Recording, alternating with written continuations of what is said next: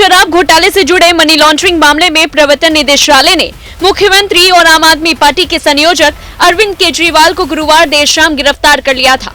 लेकिन इससे पहले ईडी केजरीवाल को 9 बार सम्मन जारी कर चुकी थी। बावजूद इसके केजरीवाल जांच एजेंसी के सामने पूछताछ के लिए पेश नहीं हुए थे। आज शुक्रवार को ईडी ने केजरीवाल को पीएमएलए कोर्ट में पेश किया और 10 दिनों की रिमांड की मांग भी की।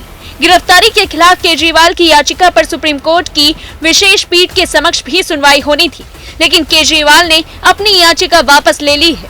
ईडी ने कोर्ट में 28 पन्नों की दलीलें पेश की और एक नजर ईडी की उन दलीलों पर भी डाल लेते हैं जो कोर्ट में केजरीवाल की रिमांड की मांग के लिए दी गई है।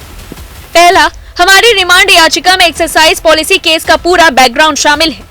दूसरा, पॉलिसी इस तरह बनाई गई थी कि रिश्वत ली जा सके और रिश्वत देने वाले लोगों को फायदा पहुंचाया जा सके।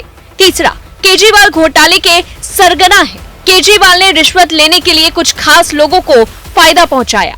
चौथा, अपराध की कमाई का इस्तेमाल आम आदमी पार्टी के गोवा चुनाव में किया गया।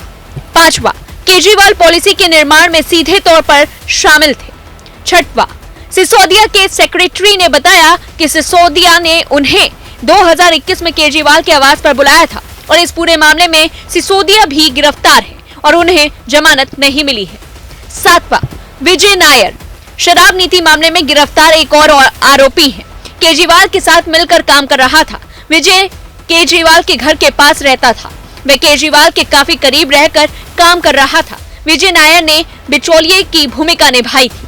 आठवां, केजरीवाल ने दक्षिण के समूह से रिश्वत की मांग की। हमारे पास इसे साबित करने के लिए पूरे पर्याप्त बयान भी हैं।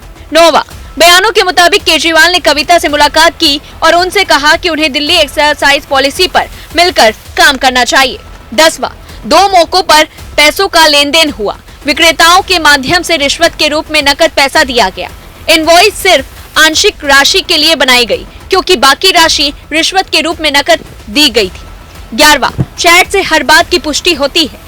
चैट के मुताबिक हवाला के जरिए गोवा में 45 करोड़ रुपए ट्रांसफर किए गए और कई लोगों को भारी नकद राशि भी सौंपी। अब वहीं कोर्ट में केजरीवाल के वकील अभिषेक मनु सिंघवी ने क्या कुछ कहा, चलिए आपको वह भी बताते हैं। पहला, रिमांड ऑटोमेटिक नहीं है, इसे पीएमएलए जैसे कानून के प्रावधानों को पूरा करना होगा। दूसरा, पहली शर्त यह है कि उसके पास कोई भौतिक सामग्री नहीं है, मतलब विश्वास करने का कारण होना चाहिए। अंततः वे दोषी होने चाहिए। ऐसा सामान्य कानून में क्यों नहीं होता, क्योंकि जब गिरफ्तारी करना मुश्किल होता है तो व्यक्ति को छोड़ना भी मुश्किल होता है। तीसरा, किसी को दोषी मानने की वजह और ईडी के पास मौजूद सामग्री के बीच एक कारणात्मक संबंध होना चाहिए। चौथा, पहली चीज जो हमें दिखानी चाहिए वह है गिरफ्तारी की आवश्यकता, सिर्फ इसीलिए कि आपके पास गिरफ्तार करने की पावर है। इसका मतलब यह नहीं कि आपको इसका इस्तेमाल करना होगा। प्लीज कानून को एक बार देखें। वहीं छठवां, पूरी रिमांड एप्लीकेशन गिरफ्तारी के ग्राउंड की कॉपी पेस्ट है। सातवां, मनु सिंघवी ने कहा कि अगर आपके पास सब कुछ है तो आप हिरासत में लेकर पूछताछ क्यों करना चाहते हैं। वहीं उन्होंने आगे कहा कि 80% लोगों ने केजरीवाल का नाम नहीं बताया। उन्होंने यह भी नहीं कहा कि वे उनसे कभी मिले भी थे। अगर मेरी शिकायतकर्ताओं के अधीन काम करने वाला कोई व्यक्ति मेरे खिलाफ बयान देता है तो क्या वह अदालत उसे सबूत मान सकती है। किसी भी गलत काम को दिखाने के लिए कोई सामग्री नहीं मिली, कोई आपत्तिजनक सामग्री भी नहीं मिली।